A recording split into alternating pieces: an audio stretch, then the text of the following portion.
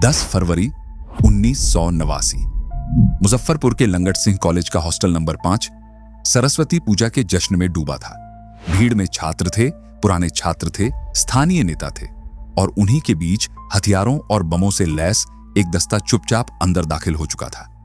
दोपहर में अचानक हॉस्टल के अलग अलग हिस्सों से बम फटने लगे।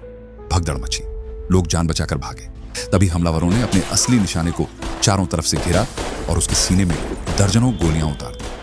मारा गया व्यक्ति था मिनी नरेश, वह नाम जिसकी मंजूरी के बिना मुजफ्फरपुर से बंगाल तक बड़े ठेकों का खुलना मुश्किल माना जाता था। लेकिन हमलावरों को शायद अंदाजा नहीं था कि इस हत्या का जवाब सिर्फ एक और हत्या से नहीं मिलने वाला था। ठीक 1 साल बाद सरस्वती पूजा के आसपास अंधेरी सड़क पर एक आदमी सिगरेट जलाएगा। माचिस की छोटी सी लौ उसका चेहरा दिखाएगी और अगले कुछ सेकंड में AK-47 की पूरी मैगजीन उसके शरीर में खाली कर दी जाएगी। बिहार पुलिस के रिकॉर्ड में AK-47 से हुई पहली हत्या दर्ज होगी और इस हमले के पीछे जो नाम सामने आएगा वह आने वाले वर्षों में बिहार की अपराध और राजनीति दोनों दुनिया को बेचैन कर देगा। अशोक शर्मा उर्फ अशोक सम्राट, आखिर एक पुलिस अधिकारी बनने का सपना देखने वाला पढ़ा लिखा युवक बिहार के सबसे खतरनाक गैंगस्टरों में कैसे बदल गया और जिस आदमी से पूरा प्रशासन सतर्क रहता था उसकी लाश को पुलिस कई दिनों तक पहचान भी क्यों नहीं सकी। ऐसी ही परतदार और तथ्य आधारित कहानियों के लिए रिवीलिंग आइज को सब्सक्राइब कर लीजिए। अब लौटते हैं उस घटना की जड़ तक जहां एक दोस्ती ने अशोक शर्मा की जिंदगी बनाई भी और बर्बाद भी की। अशोक शर्मा की कहानी बेगूसराय के शोखारा गांव से शुरू होती है। भूमिहार जाति और कम्युनिस्ट विचारधारा से जुड़े परिवार में जन्मा यह लड़का आगे चलकर उसी कम्युनिस्ट पार्टी के प्रभाव को चुनौती देने वाला था जिसका बेगूसराय में गहरा असर था। स्कूल और कॉलेज के दिनों में अशोक वॉलीबॉल और फुटबॉल का अच्छा खिलाड़ी था। पढ़ाई में तेज, व्यक्तित्व आकर्षक और जोखिम लेने में आगे। गांव का रामविलास चौधरी उर्फ मुखिया उसका सबसे करीबी दोस्त था। बरौनी के कॉलेज में पढ़ते हुए दोनों की ऐसी पकड़ बन चुकी थी कि कैंपस में उनकी इच्छा के खिलाफ जाना आसान नहीं माना जाता था। अशोक के पहनावे की उस वक्त भी चर्चा होती थी। उसके कपड़े, बातचीत और रहन सहन आम अपराधियों की बनी बनाई छवि से अलग थे। वह डबल MA तक पढ़ा हुआ बताया जाता था और किसी मॉडल जैसा फैशन रखता था, मगर उस समय तक उसका लक्ष्य अपराधी बनना नहीं था। वह पुलिस में भर्ती होकर वर्दी पहनना चाहता था। कॉलेज की पढ़ाई पूरी होने के बाद उसने दरोगा भर्ती के लिए शारीरिक परीक्षा भी दी। एक अच्छे खिलाड़ी और पढ़े लिखे उम्मीदवार के रूप में उसके सफल होने की संभावनाएं थीं। फिर एक ऐसी घटना हुई जिसने उसका रास्ता हमेशा के लिए बदल दिया। शारीरिक परीक्षा देकर घर लौटे अशोक को पता चला कि उसके दोस्त रामविलास उर्फ मुखिया ने जहर खाकर अपने आप को खत्म करने की कोशिश की है। यह खबर सुनकर वह इतना विचलित हुआ कि उसने देसी कट्टे से अपने ही पेट में गोली मार ली। गोली की आवाज सुनकर परिवार के लोग पहुंचे और उसे तुरंत अस्पताल ले गए। उसकी जान बच गई, लेकिन पेट पर गोली का निशान रह गया। यही निशान पुलिस की नौकरी के लिए होने वाली मेडिकल जांच में उसकी सबसे बड़ी रुकावट बनने वाला था। वर्दी पहनने का सपना टूट गया। अशोक ने इसके बाद दूसरा सपना चुना, पैसा और ताकत। रामविलास और अशोक ने मिलकर तय किया कि अब वे बेगूसराय में अपना प्रभाव कायम करेंगे। उस दौर में बेगूसराय को बिहार का लेनिनग्राद कहा जाता था। भारतीय कम्युनिस्ट पार्टी यानी CPI का कैडर वहां बेहद मजबूत था।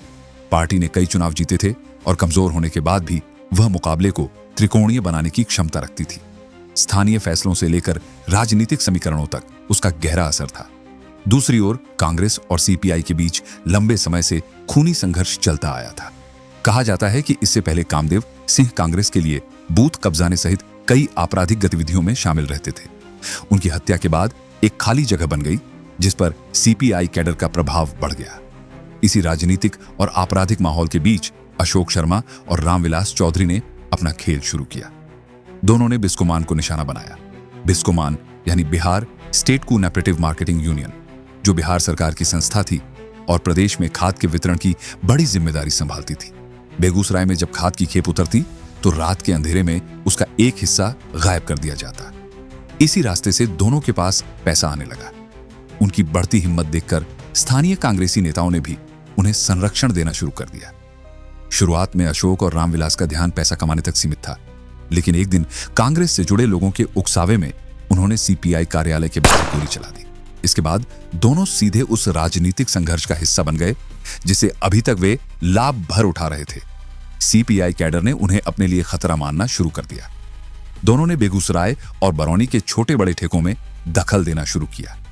कमाई बढ़ी तो नए हथियार खरीदे गए और गैंग में नए लोग शामिल होते गए। अशोक और रामविलास की संयुक्त ताकत कम्युनिस्ट कैडर के लिए गंभीर चुनौती बन रही थी। सीधे मुकाबले के बजाय उनके विरोधियों ने दोनों दोस्तों को एक दूसरे से अलग करने का रास्ता चुना। रामविलास को लगातार समझाया गया कि जोखिम और मेहनत वह करता है, लेकिन पैसा और पहचान अशोक को मिलती है। धीरे धीरे यह बात उसके मन में बैठने लगी। छोटी बातों पर बहस होने लगी और संदेह बढ़ता गया।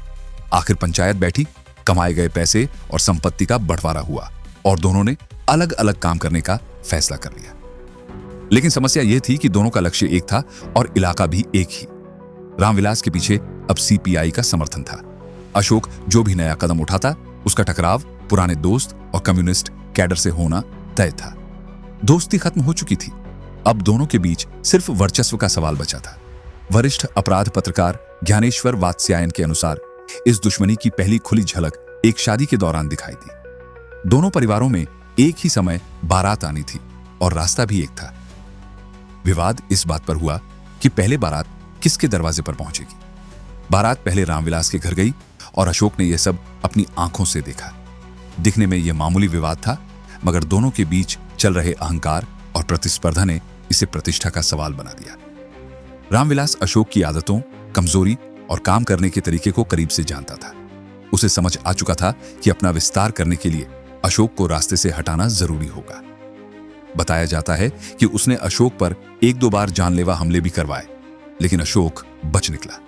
रामविलास की ताकत बढ़ रही थी और बेगूसराय में रहना अशोक के लिए लगातार जोखिम भरा हो चुका था। इसीलिए उसने जिला छोड़ने का निर्णय लिया। उसका अगला ठिकाना बना मुजफ्फरपुर का लंगट सिंह कॉलेज। यहां बेगूसराय से आया छात्र नेता मिनी नरेश पहले से सक्रिय था। वह छात्र राजनीति तक सीमित नहीं था, बल्कि एक बड़ा ठेकेदार भी बन चुका था। विश्वविद्यालय की इमारतों और ब्लॉक के निर्माण सहित कई ठेके उसके पास थे। अशोक से उसका गहरा लगाव था। अशोक के मुश्किल वक्त में उसने उसे अपने पास बुला लिया। दोनों के संबंध मालिक और शागिर्द जैसे नहीं थे। वे बराबरी के साथ भाई की तरह रहते थे। प्रभुत्व को लेकर भी उनके बीच कोई विवाद नहीं था।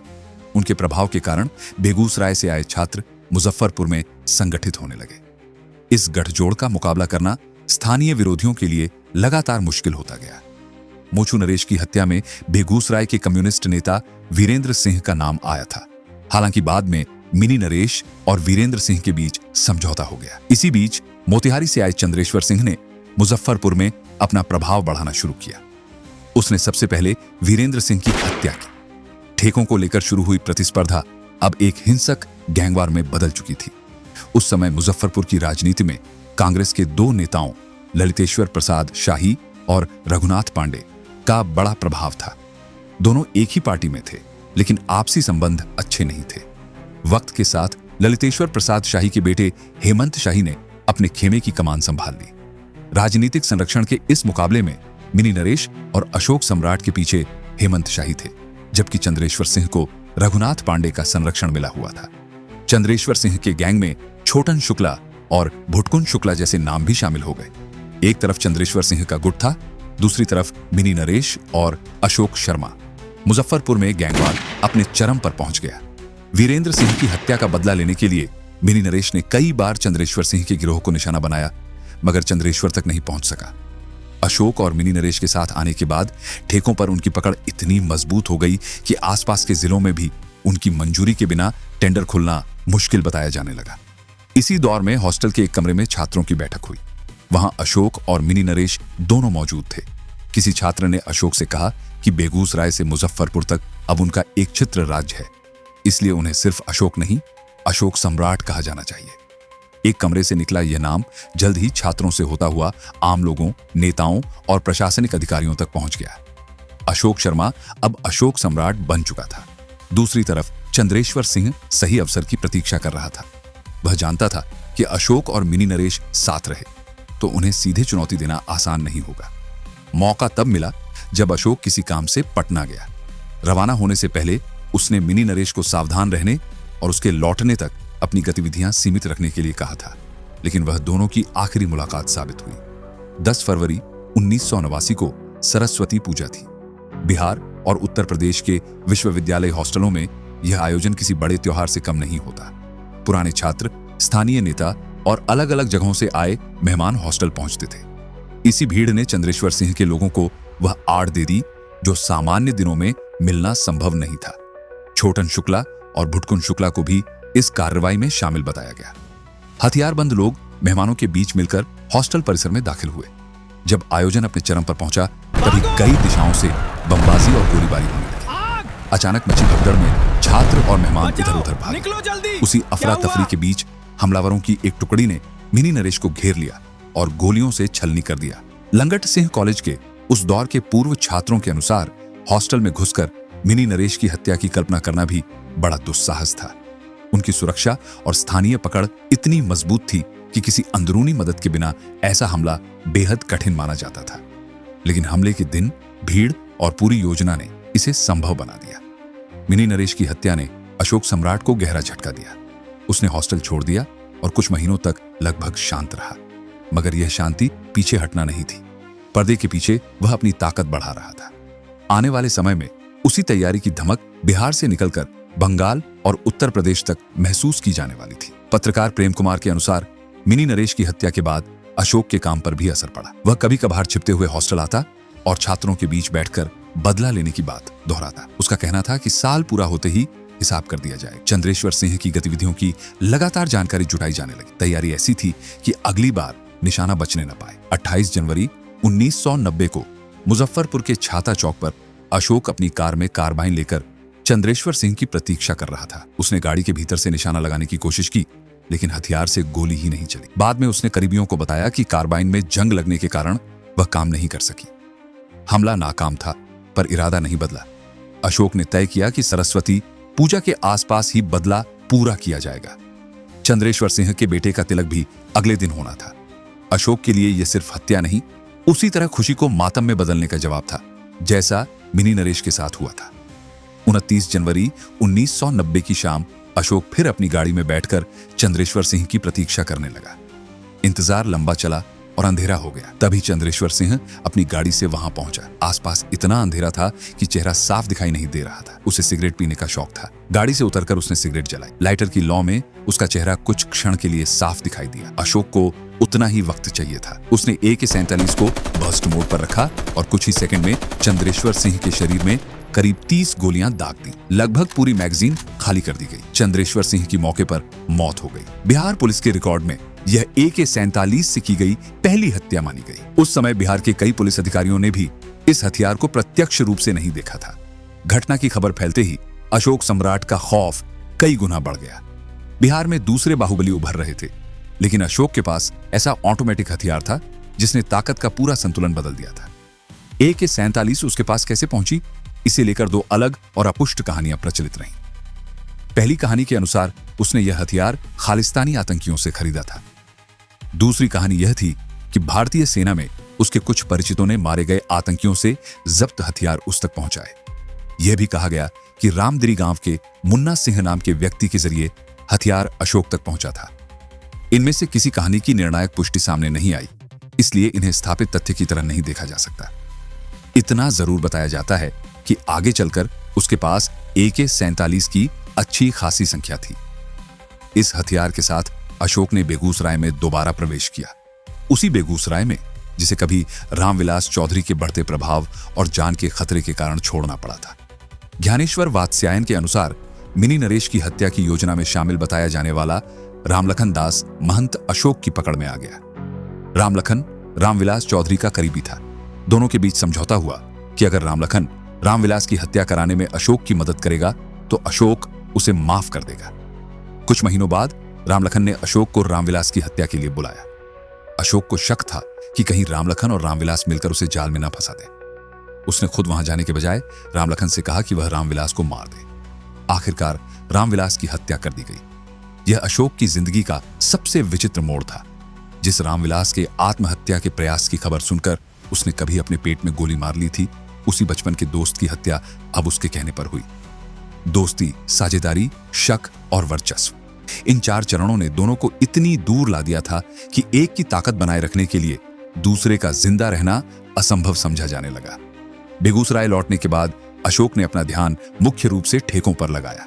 स्थानीय लोगों में उसकी ऐसी छवि बनी कि वह फिरौती के लिए अपहरण या पैसे लेकर किसी तीसरे व्यक्ति की हत्या नहीं करता था। उसका लक्ष्य ठेकों पर नियंत्रण और उनसे कमाई करना था। यह दावा उसके बारे में बने जनमत का हिस्सा है, उसके अपराधों को कम गंभीर नहीं बनाता। उसके खिलाफ हिंसा और हत्याओं से जुड़े आरोप अपनी जगह मौजूद थे। बेगूसराय में उसने यह भी साफ कर दिया कि बाहर का कोई व्यक्ति आकर जिले के मामलों में दखल नहीं देगा। उसने अपने प्रभाव क्षेत्र की मानो सीमा तय कर दी थी। उसी दौरान मोकामा का सूरज सिंह उर्फ सूरज भान सिंह अपराध की दुनिया में तेजी से उभर रहा था। मोकामा और बेगूसराय पड़ोसी क्षेत्र थे, इसलिए सूरज भान का विस्तार बेगूसराय के हितों से टकराना तय था।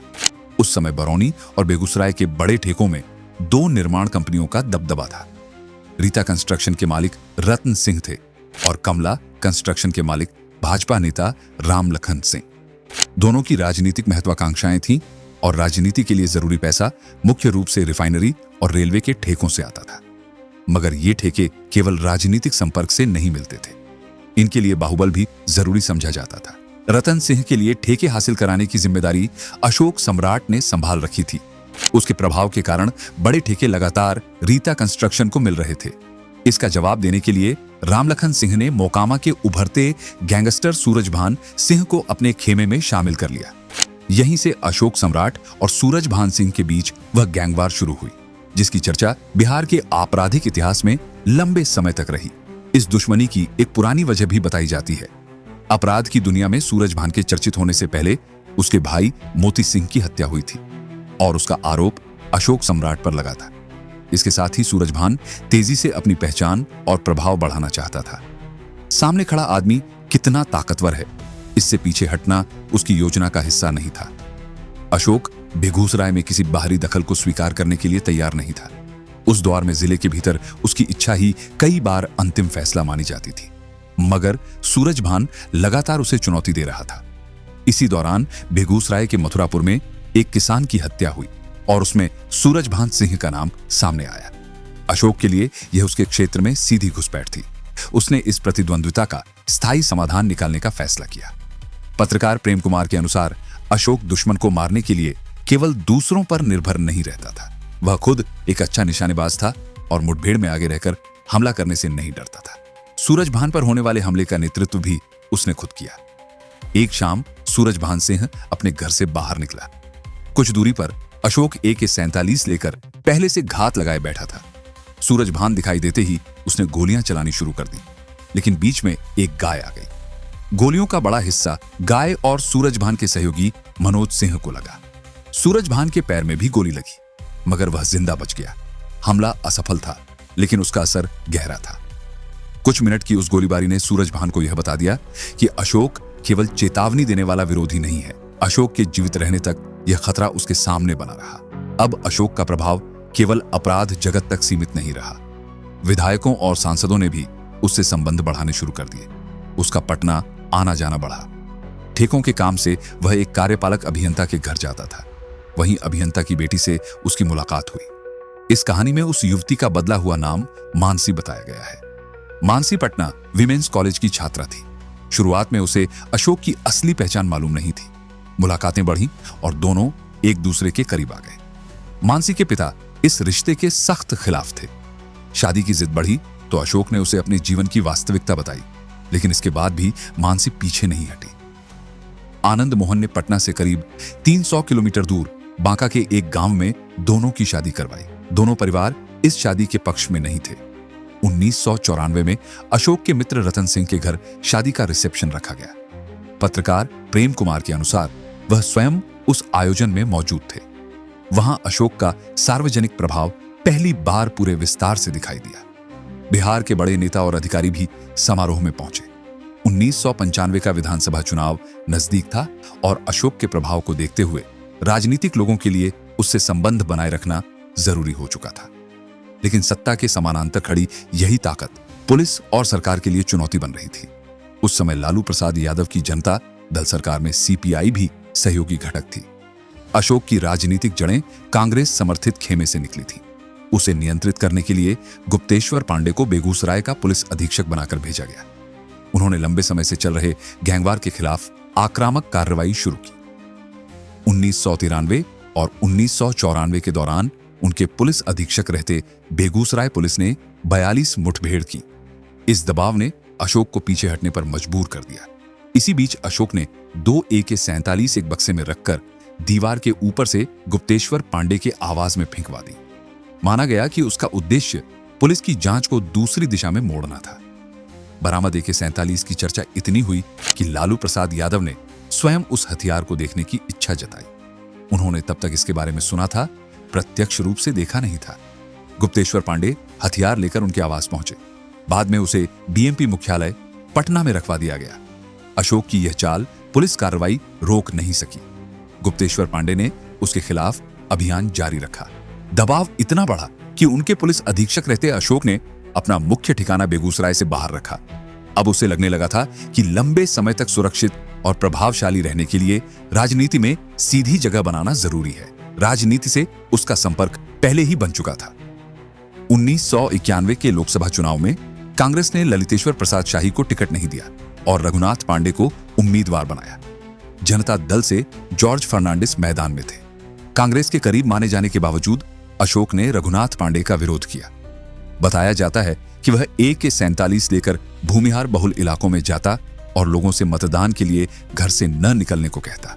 इस दौरान न तो उसने अपनी जाति के लोगों के खिलाफ हिंसा की और न किसी उम्मीदवार के लिए बूथ कब्जाया, लेकिन उसके नाम का डर ही काफी था। भूमिहार बहुल क्षेत्रों में मतदान प्रतिशत गिरा। रघुनाथ पांडे चुनाव हार गए और जॉर्ज फर्नांडिस विजयी हुए। 1994 के वैशाली लोकसभा चुनाव में अशोक ने लवली आनंद का समर्थन किया।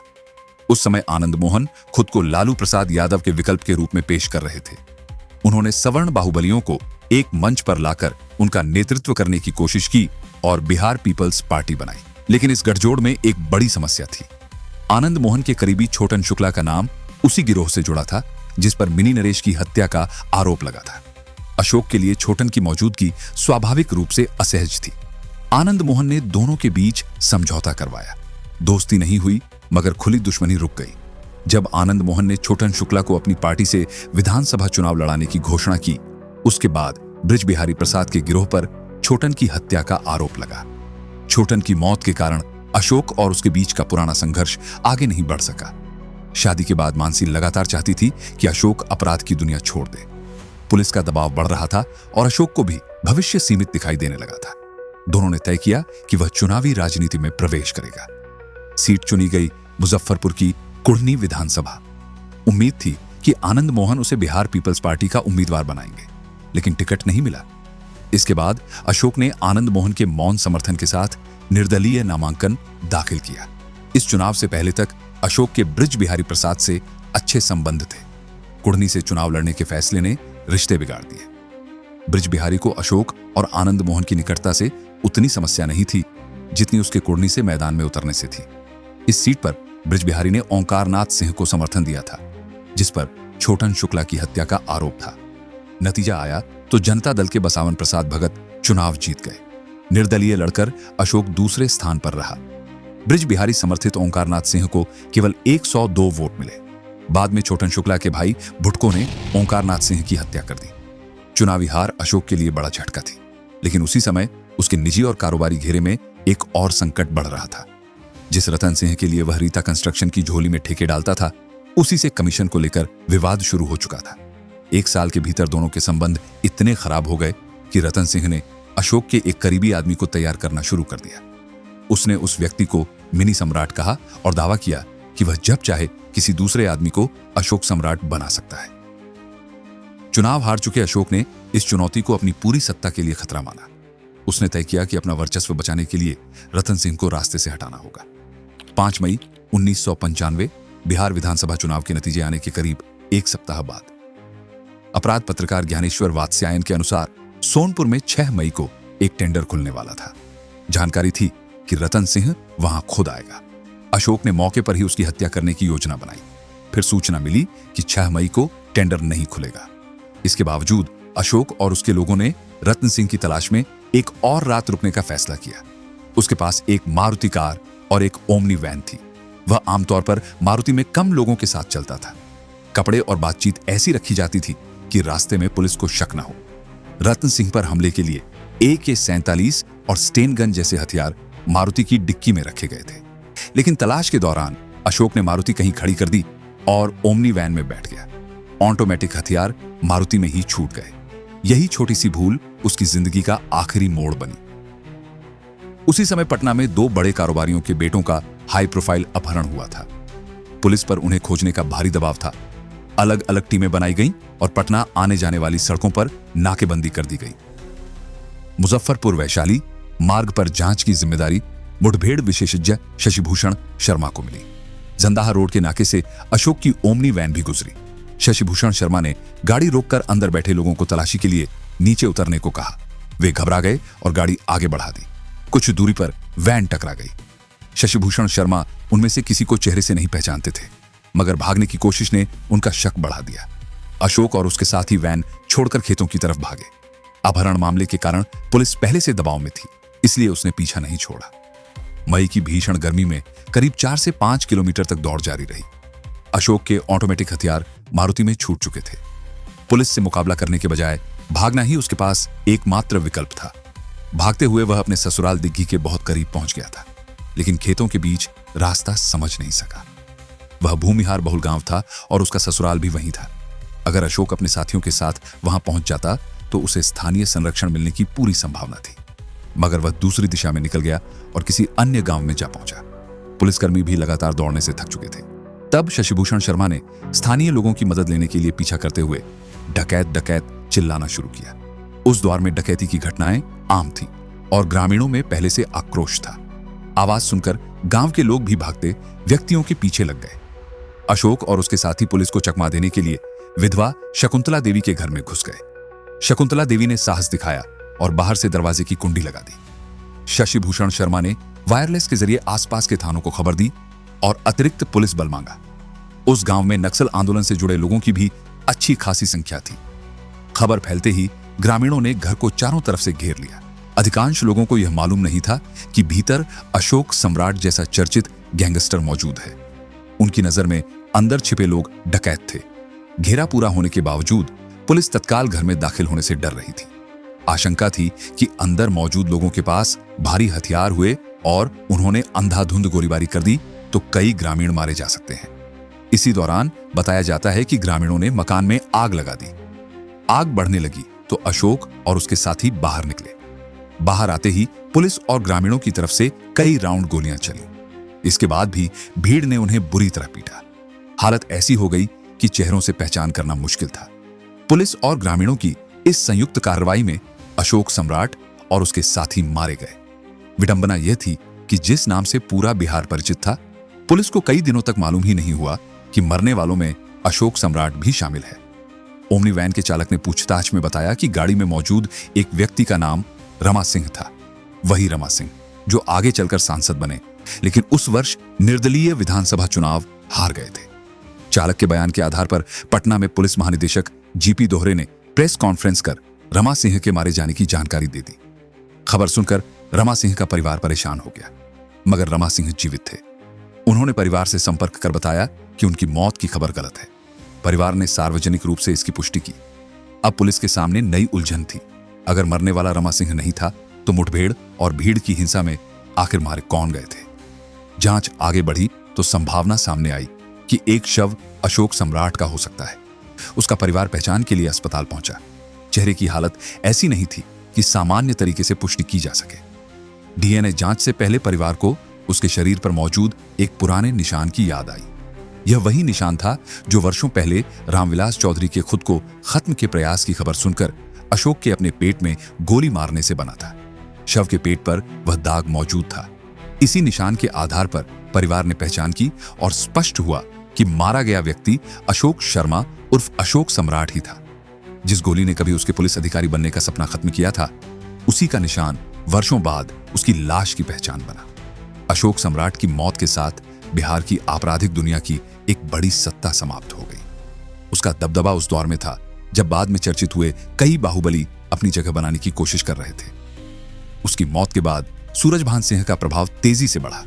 जिस सूरजभान को बेगूसराय में हस्तक्षेप करने पर अशोक स्वयं मारने पहुंच गया था, वही आगे चलकर उसी क्षेत्र से सांसद बना जो उस समय बलिया लोकसभा सीट के नाम से जाना जाता था। अशोक की कहानी में हर रिश्ता लगभग एक ही रास्ते पर गया। रामविलास का भी ऐसा दोस्त था जिसके दुख में उसने खुद को गोली मार ली, बाद में उसी की हत्या करवा दी। मिनी नरेश उसका सबसे करीबी साथी बना और उसकी हत्या ने अशोक को AK-47 वाले बदले तक पहुंचा दिया। रतन सिंह ने उसका सार्वजनिक स्वागत कराया, फिर कमीशन और सत्ता की लड़ाई ने अशोक को उसी की हत्या की योजना बनाने पर मजबूर कर दिया।